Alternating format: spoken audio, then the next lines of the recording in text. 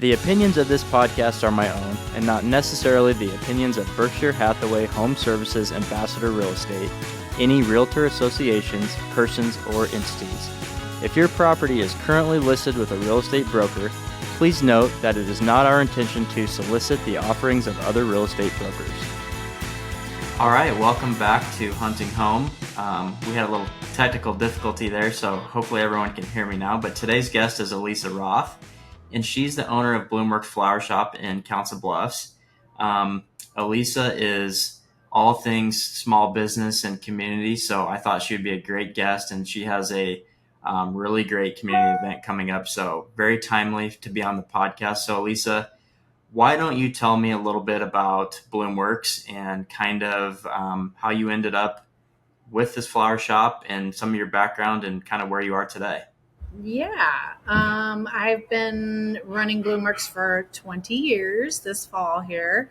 My background in the floral world is I grew up on the farm life. So my grandmother actually had an artificial flower shop for years, which was super, super popular in the 80s. I learned a ton from her. She had beautiful design skills, and I think she was kind of one of the top wedding people in the area at the time. So I think I got my creative juices from her, and then eventually I moved to Council Bluffs. So knew nothing about Council Bluffs, being from Eastern Iowa, but still wanted to dabble in the floral industry. So just kind of worked my way in there a little bit, worked at some shops, and then here we are now. I am what's considered a full service florist. So there's really like two different rankings of florists these days. There's full service, and that means they do daily work. Like we still do sympathy sales, we do birthdays, anniversaries, daily deliveries, that kind of thing. And then there's the what the industry is kind of trending towards was more like an event style florist. So that's literally they just do events. They don't do homecoming, they don't do prom, they don't do new baby flowers, that kind of stuff. They are literally just event driven florists, and sometimes they're even home based. Sometimes they actually have a facility, but we still do all of it. So Did you always, when you got into business, were you looking more at like the event-based stuff, or were you more of like your daily type? What was your vision when you first started? Originally, like when I got into it, like just a strictly event florist wasn't a thing. So when you got into it, you did everything. Now that I look forward to like, what's my end game here? What's my end goal look like? How do I eventually, I don't want to be a florist till I'm 95, but like, what does that transition look like? Maybe it does just shift towards more event style only, or maybe there's two separate entities where there's Bloom Works that does do the regular servicing of everyday clients, and then there's the events side of it that is strictly events. Yeah, so I know like, when you've talked about your business before, everything is very trend based, and you're always changing with that. Yeah. So like when your grandmother was doing it with the artificial stuff, was that more event based? Obviously, I mean, since it was artificial. Yes and no. Yes, I would say event-based drove her big clientele, and that brought in her home decor people. So, like, her shop was unique in that it was an beautiful old farmhouse. I say old, but it was just a beautiful old farmhouse that was decorated 2 floors worth of decor in every room. Like it was a huge home, and each room had just packed with decor and stuff like that. So that was super unique in that it was a house. But like, yeah, those people brought in high-end clients, and then that drove to like the event business and that kind of side of it. So she did all of it, but like she didn't do fresh flowers. So there were no coolers. There was no like perishable product. Well, that's got to be like the hardest part of your business, isn't it? I mean, just keeping things fresh, the timing, the sales of it. I mean, how do you keep up with that? Yeah. It's doing your homework and industry experience, I would say. Pricing is such a crazy game in our industry right now. Like I can't estimate necessarily on target what a wedding is going to cost 6 months, 8 months from now, because the pricing is always going to be different. Our pricing changes literally on a weekly basis. So what came in today, next week could be a totally different price, could go higher, could go lower. The more you pay for things doesn't necessarily mean it's better quality, it just means it's out of season and now it's not so great, but you're going to pay twice the amount. Yeah. So I know you guys are doing a lot of weddings. I mean, how many weddings are you doing like on a quarterly or yearly basis right Yeah, now? a yearly basis, we're up to doing about 60 to 70, which is Every week. every week. Every week there's a wedding. The wedding season doesn't end anymore. Like it's year round. So we do New Year's Eve weddings.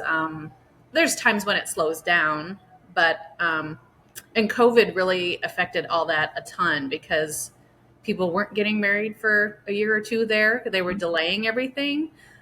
So then all the florists in the area saw this huge boom of like, oh my gosh, we're in our wedding heyday, right? We're doing 70 to 80 weddings a year. Well, I mean, that's probably not necessarily sustainable for a lot.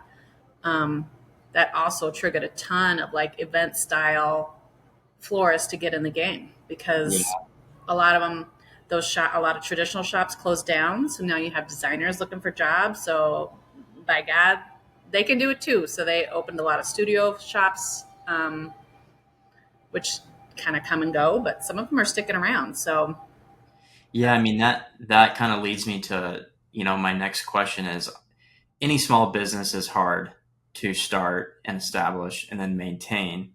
And you've obviously been in business for 20 years, so you're doing something right. Um, how do you think, what do you, um, where do you draw your success from when you look back at 20 years, like getting started? I mean, to me, from the outside, you do a lot of community based stuff. And, this podcast, like I said, is a lot about community. It's about small business. And so I think that a lot of that ties together. But what would you say, like, when I got started, this is when things really started to roll and I started to do those community things. And this is what really helped. yeah, I think it's 20 years. There's been a lot of ups and downs, and there was a heck of a lot of struggle years in there because it's just an interesting industry. Hmm. Um, but I would say that the community trigger is the biggest part of it all because I had little kids when I started this thing. I mean, when we're talking, one was 2 years old, now he's 22. So I mean, in my mind, I was like, oh my gosh, what was I thinking with little kids trying to open it? That was a terrible idea at the time. But, I did it. I did it anyways. But like being the soccer mom, being at things, being in the booster club, it's not always about being in the, you know, high end good old boys club networking groups. It's about being the concession stand person, or maybe you're volunteering at Celebrate CB or something like that. It's putting a common face to yourself and just, people find you relatable when you do things like that and you're not necessarily always on a big giant ticket item. It's participating and being present and being Yeah. out in Council Bluffs, and Council Bluffs really respects that, I think.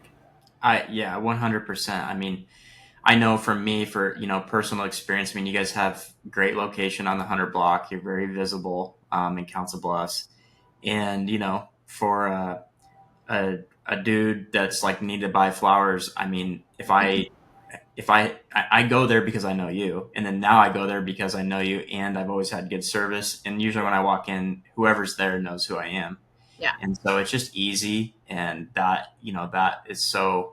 I want to take my business there. Have you always been on the 100 block? Is that where you started from day one? Yes, always. Well, technically ran it out of my basement for just couple of months when we were just transitioning, waiting for a place to open. But I've always been on the 100 block. Originally, we were in Glory Days' location just down the Okay. way, Yep. and which was a great spot. That was a good start for us. And then I just needed bigger space. I needed walk-in cooler space, things like that. So then we transitioned down to where we're at right now, which has the walk-in cooler. We have a huge design room in back, which is kind of unheard of for a lot of florists. Like some places I worked, like might have had a place that was smaller than my kitchen, to do all the design work in. So Hmm. I'm pretty spoiled on that. We have a big workspace and room to spread out for sure. Yeah. So what's a typical day look like at Bloomworks? I mean, you have people coming in that are buying things off the shelf. You have wedding consultations. I mean, you have design work. How are you managing all that? Yeah, we're a very small staff too. So like everybody wears a lot of hats in here. So we walk in the door, we open at 9, and inevitably that first like 2 hours is the rush to get orders out the door. You know, orders that we've taken the day before. The phone's generally ringing. Get all that stuff squared away, and then in between all that, if we're not doing design work, there's answering the barrage of like bridal emails. So it's like following up with the brides that have emailed overnight and doing all that kind of stuff. And then, you know, somewhere in time you eat lunch. And then eventually in the afternoon, things quiet down a little bit. So you catch up on the orders for the next day or fill the cooler. And then some point in time, you got to do some social media too. So we try to do some stuff in the afternoon. We're a very, you know, visual business on social media. So there's material for days here. And sometimes we fall behind on that too. But that's kind of what we try to do in the afternoon is like calm down, do some emails, maybe a little social media, and then start the process all over again the next day. So you've been making a pretty hard push on social media. Yeah. How's that going for you? How do you like doing that stuff, or how's it going? I don't mind doing it. It's finding the time, allocating the time. Like sometimes you just have to schedule it for yourself and just commit to doing it. And you also got to commit to throwing things out there that might just fall flat and be a big dull dud. You know what I mean? Sometimes I put things on like, oh my gosh, this is amazing. This is so cute. And then nothing. Yeah. But it's all about the process. It's really about the branding, the marketing, the process, getting people to kind of know us. And our social media is always on the personal side. So we're just normal people here, and we like to show ourselves as being normal people so that we're relatable, and I think we're fun. Like we're kind of a fun work atmosphere, so we want to project that out. Yeah. But yeah, social media is something to always keep up. There's always 10 things you can be doing more than what you're doing already, but we just try to make what we're doing good and presentable. Yeah, it's hard. I mean, my issue is I tend to try to be like a perfectionist on social media, and then if you do that, then you never get anything posted because you're always going back to the drawing board, trying to make things better, and it's like doing something is better than nothing. So right. Something is better than nothing. I'm the same way too. Like I like things to feel like the same person is posting. So that's a little bit of control freak in me probably because I have trouble handing some of it over because I'm like, well, that doesn't sound like Bloomworks, or you used a different font this time. And you know, I want to see a little bit I'm laughing because I know exactly what you're saying. It's hard to turn the reins over to somebody when they can do really good work. You're like, that's not quite the feel. Yeah. Quite the vibe. Yeah. You always got to have in mind, like, who's looking at this, or who do I want to be looking at this? And is it a 20 to 30-year-old bride? She's a little different in what you're marketing to. Is it, you know, a 50 to 60-year-old middle-aged person that just wants to see beautiful flowers? So yeah. It's a good one. So, I mean, speaking of being down to earth, you do a lot of community like events that I feel are not typical for a flower shop, like Blooms and Brews, one of them. Yeah. When did you start doing that, and can you like tell us what that is or why you're doing it? Yeah, Blooms and Brews. I don't even know why we started the first one. I think we just did it on a whim because I think somebody maybe asked us if we'd be interested, and we've been doing Blooms and Brews for years now. The original ones we did in the shop, and it was just like a Christmas, come in, make something cute, leave. Awesome. It was fun. But then Doll Distributing approached us about doing some sampling with it. And holy cow, that's what blew it up. Like once we started going places and they offered a little bit of booze to people, like it was great. And it just has has its own little cult following. So it's tons of fun. The ladies are fun. we keep it cheap because I would rather see 60 fun ladies there than 10 people that are super serious. Yeah. I don't want people to take it too seriously. I want them to come and have fun, have some drinks, eat some food, How maybe often are you doing it? pretty seasonally. So I would say quarterly, maybe. Our holiday one, like our Christmas one, we've started adding on an extra day just because we can't accommodate all the people that sign up for it. And I feel bad because sometimes some of my good friends can't get in because the class is full. Yeah. So we've started branching out, opening extra days, extra locations, things like that, just so everybody that wants to can. So how many people are you typically getting? Like, and obviously your holiday one's bigger, but what's a Holiday typical one, schedule? yeah. Holiday one is about 120, 140. Oh, wow. Yeah. I Spread didn't over realize two that. dates. Spread over 2 dates now. Yeah. But our big classes are like 80 and that 60 to 75 is pretty good. And you're doing them just like at local bars and stuff like Yep. that. Yep. Just local establishments that are willing to have us in there. And some want us back over and over again because it's such a good experience. We also do a couple that are in house, a little higher end ones. Like we'll do a porch pot class and around Christmas time that's taken off really well too. We've tried some kids ones and things like that. So they're fun. They're all a little different. So we keep adding on to those. Yeah. Have you ever tried doing anything else? I mean, obviously I want to get to Good Neighbor Day and we'll talk Yep. about that, but have you ever tried doing any other type of events like that or kind of out of the box type things? We've done, and we have one coming up for Iowa Western. We're going to do like a bouquet bar, which is an on trend kind of thing where we just take buckets of loose flowers and then people are allowed to pick from it and kind of price out their own bouquets. So that's kind of cool. We'll be doing some of that. And there's always things like churning in my mind that maybe we could do for more DIY type situations. I think people love the hands on experience. I think Mm-hmm. that's kind of where people are experience driven these days. Um, and I think that's kind of where some of that lies, like wedding world, daily world, and then the event driven experiences that we can Yeah. provide. Did you see like a big boom in the blooms and brews after COVID? Like when people started to get back together? We're chomping at the bit to get back to Yeah. blooms and brews. Like it was, are we having one? Which we kind of put off some for a while there. I was like, eh. Um, but during that time, we actually did a bunch of make and take things that we like. Since you're missing out Oh on our yeah. blooms and brews, we've got these little make and take kits, and those sold like crazy. They were just people wanted something to do. Yeah. And who isn't happy when they have some flowers to work with? Like it's a easy, enlightening sale for people. Yeah. Well, I'm very interested in like, you know, you're obviously very creative. So I'm always interested in like what creative people are doing with their business to Mhm. try to build business instead of like the same old stuff that everyone else is doing. Yeah. And so I really like the community aspect, the just being a down to earth normal person and being able to bring those same types of people together to do events. And Yeah. so, for me, like in real estate, it's kind of weird because I don't necessarily have like a product. But I try to think of like, client events and things like that that are easy for people to do. It's fun for them. There's value in it.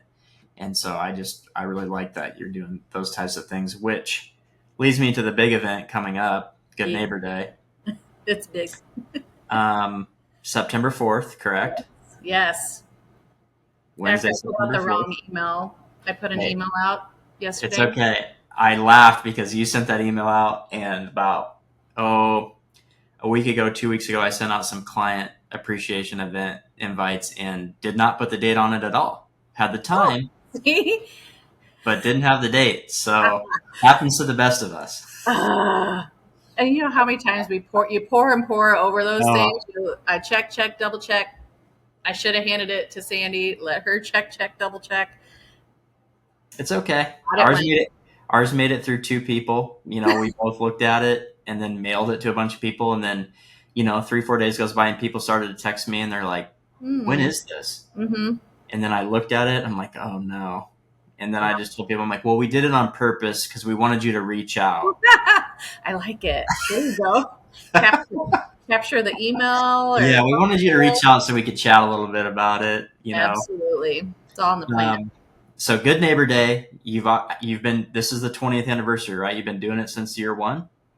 That we actually been doing it 19 years, but it's our Okay. 20th year of business, so Okay. that's where the 20. And you're going big this year. You're going 20,000 roses. So can Mhm. you give me a little history on Good Neighbor Day, what it looks like to anyone that's totally unaware of what it is? Give Yep. us the lowdown. Yes, yes. So Good Neighbor Day, originally when we were back in our old location, um, it's essentially the concept is come in, you get free roses. You get 12 free roses, keep one for yourself, give the other 11 away to 11 different people. The idea is just to spread them across the community as far and wide as you can. It is originally for like an FTD program when we were an FTD florist, and we thought it was kind of cool, so we thought we'd try it. Year one, we did 100 dozen, and we thought that was Okay. pretty cool. Like Yeah. that was fun. Um, since then, the last several years, we've done between 8 and 10,000 roses, which, according to my calculations, is about 830 dozen. Okay. So that's where we're up to. That happened because we started asking community sponsors, businesses, if they'd be interested in pitching in a little bit. We give them some roses in exchange for that Mm-hmm. if they want, and then it allows us to get that many more roses out. So this year, 20 years, we're going 20,000 roses. So 1,666 dozen, which is going to be big. So I'm curious to see how this all shakes out that day. I'm super excited. Well, I mean, from experience, I've come down. I always try to get there at 8 o'clock. Yep. Go in the back, get my roses. But it's really cool because you have obviously the storefront there. You have people waiting in line.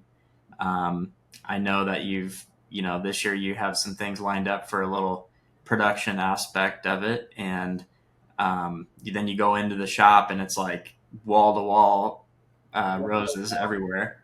And I mean, I'm sure you have some really good stories of people reporting back to you from the day. But I mean, I Yeah. know for me, it's like the easiest thing to do. Number one, as a small business to sponsor, and then number two, just as a person, just to go in, grab some flowers, and Yeah. take them out to random people. I mean, it's like the easiest thing you can do, and It people are can't just blown be away by that. any easier. And I think what I've always kind of prided the day on is everybody's like, well, are you going to do a canned food drive with it? Or maybe take donations for something in exchange? I'm like, no, I just want people to I just want them to have a rose. I want to see everybody have a rose in their hand that day. It's just it's a smile on everybody's face. People are having a good time. Um, the people that we see that come on a yearly basis, like they're fun to see. Hmm. Um, one that sticks out in my mind is we have a lady who has, I don't know, 3 or 4 little kids, and we have seen those kids since they've been babies. Like each year they're a little bigger, and Yeah, that's their family trip for that morning. They come in and, all 4 of them get their dozen roses, and I do give a dozen to each one of them because I know they give them out. They've got yeah, people on their list that they go see, and it's fun. And the amount of community sponsors like you makes such a huge difference. And as businesses, we're asked 24/7 to yeah, give money to all kinds of things. So I'm always humbled when people choose to give to this, when it's just a yeah. goodwill gesture, really. Well, it's just it's an easy give. I mean, you figure I just try to you think of the impact of 10,000 roses. If people are truly out giving them out in the community, then you go to 20,000, and you think Yeah. about how far spread that Yeah. is. I don't know. It's just really cool, easy to do, and obviously, it's easy for me, and I know it is for other small businesses to donate to other small businesses for good events like that. Yeah. We Yeah. all respect that. Yeah. Do you have any idea how many sponsors you have this year? We're over 80, so we're probably pushing 90 sponsors this Wow, year. that's awesome. Yeah, pretty awesome. Pretty awesome. And people are asking us to be a sponsor. Like, we don't push it too hard. We know people that have donated every year, and we're always Mhm. gonna, hey, are you interested again this year? We have a long email list, but it's the people that are like, oh, I heard you're doing this. Would you mind? Could we be a sponsor too? Like, to me, that says a lot when people are Yeah. asking to be a part of it, or can we help you hand out, or can we help you process, or do any of that stuff? I think that's a big deal to me because Yeah. you know people are busy. Business owners got a lot going on, and it's nice when they'll take the time out of their day to reach out to us. Yeah. So, if you're not a sponsor on the 4th, you want to be part of Good Neighbor Day, what do you do? Come on down. It starts after 8 a.m. I highly recommend coming early because hopefully we'll be out of them later in the morning or early afternoon. We'll see how it goes. Come down, get in line. We hand you your dozen roses. And like I said, stipulation, you keep one, give the other 11 away to 11 different people, if at all possible. That comes with a grain of salt, I'm sure. But yeah, just come down. Bring your coworkers. Bring whoever. If there's a Right. body here, I will hand you a dozen roses. Sounds good. Well, I'm going to be there at 8 o'clock. I'm Yes. scheduled to chat with Todd for a little bit, so I'm Yes. excited about that. And thank you for coming on today. Looking forward to September 4th, and hopefully come in and buy some more flowers here soon. Please do. Thank you so much. Thanks, Alisa.